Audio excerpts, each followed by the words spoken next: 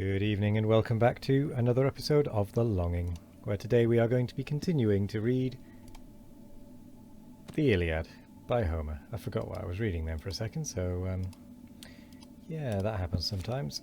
Anyway, let's continue.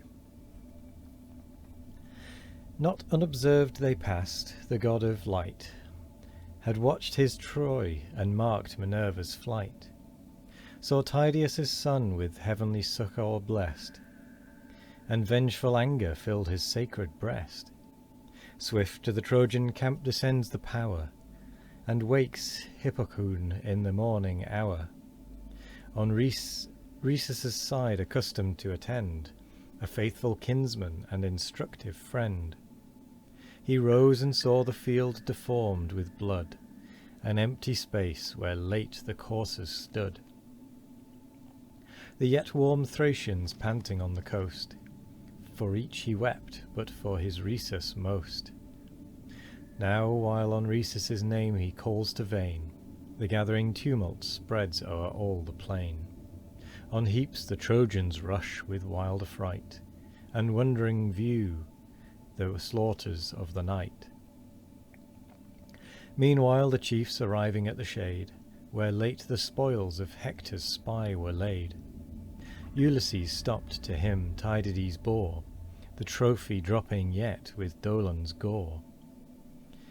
Then mounts again their nimbler feet, the coursers ply and thunder towards the fleet. Diomed and Ulysses returning with the spoils of Rhesus.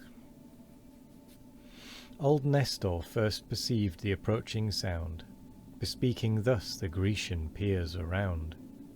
Methinks the noise of trampling steeds I hear, thickening this way and gathering on my ear. Perhaps some horses of the Trojan breed, so may ye gods my pious hopes succeed. The great Tydides and Ulysses bear, returned triumphant with this prize of war. Yet much I fear, may that fear be vain, the chiefs outnumbered by the Trojan train. Perhaps even now pursued they seek the shore, or, perhaps those heroes are no more.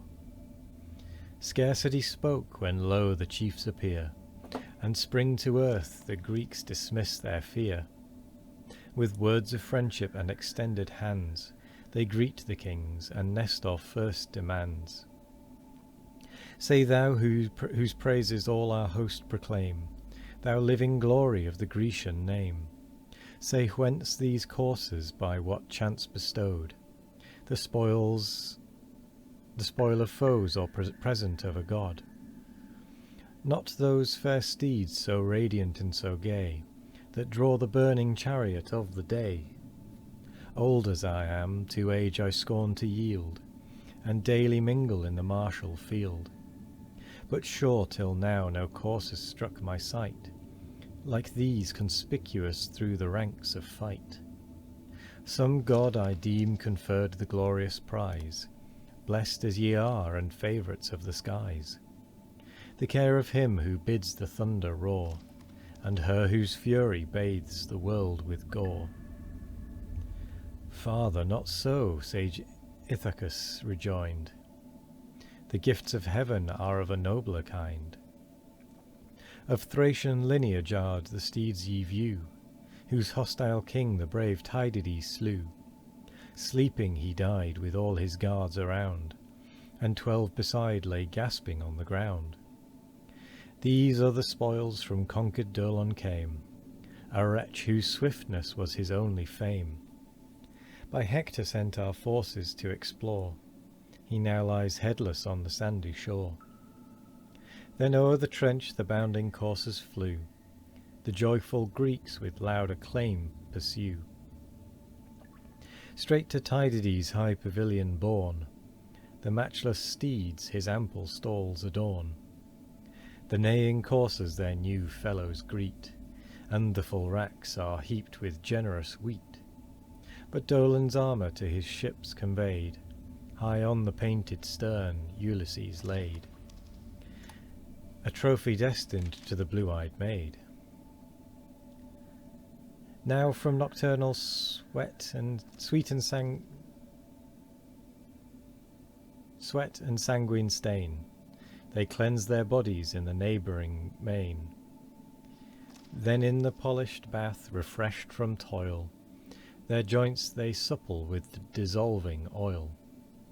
In due repast indulge the genial hour, and first to Pallas the libations pour. They sit rejoicing in her aid divine, and the crowned goblet foams with floods of wine. Book 11.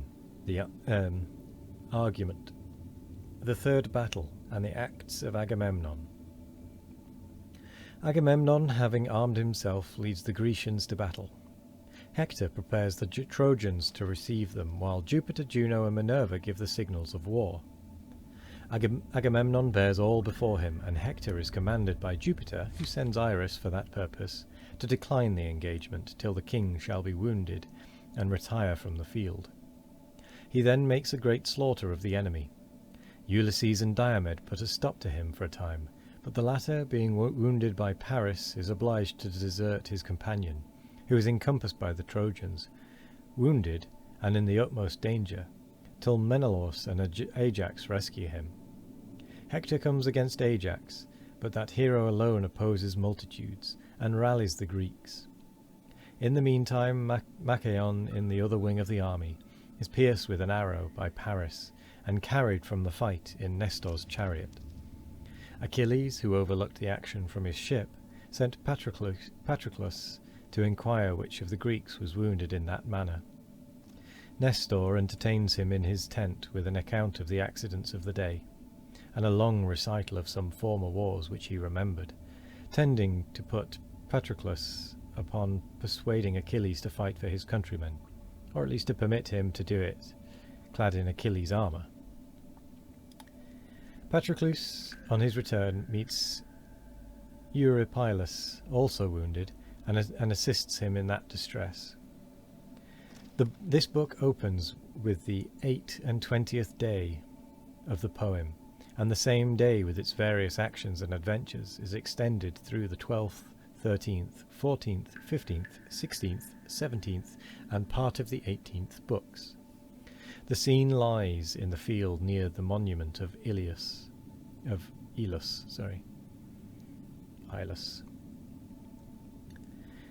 The saffron morn with early blushes spread, 219, now rose refulgent from Tithonius' bed, with newborn day to gladden mortal sight, and gild the courts of heaven with sacred light.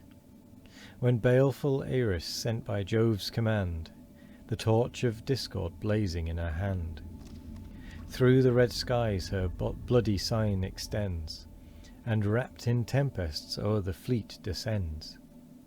High on Ulysses' bark her horrid stand, she took and thundered through the seas and land. Even Ajax and Achilles heard the sound, whose ships remote the guarded navy bound. Thence the black fury through the Grecian throng, with horror sounds the loud Orthian song.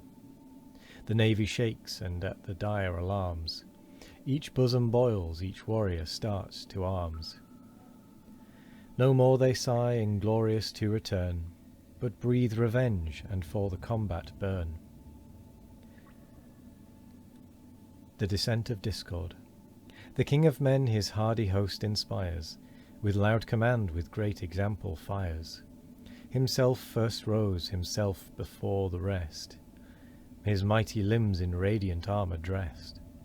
And first he cased his manly legs around, in shining greaves with silver buckles bound. The beaming cuirass next adorned his breast, the same which once King Cinyras possessed. The fame of Greece and her assembled host had reached that monarch on the Cyprian coast. 'Twas then the friendship of the chief to gain, this glorious gift he sent, nor sent in vain. 10 rows of azure steel the work enfold, twice 10 of tin, and 12 of ductile gold. 3 glittering dragons to the gorget rise, whose imitated scales against the skies reflected various light and arcing bowed, like coloured rainbows o'er a showery cloud. Jove's wondrous bow of 3 celestial dyes, placed as a sign to man amidst the skies. A radiant baldric o'er his shoulder tied, sustained the sword that glittered at his side. Gold was the hilt, a silver sheath encased, the shining blade and golden hangers graced. His buckler's mighty orb was next displayed, that round the warrior cast a dreadful shade.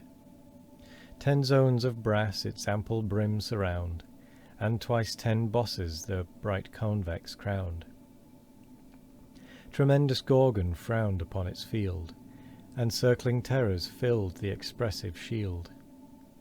Within its concave hung a silver thong, on which a mimic serpent creeps along.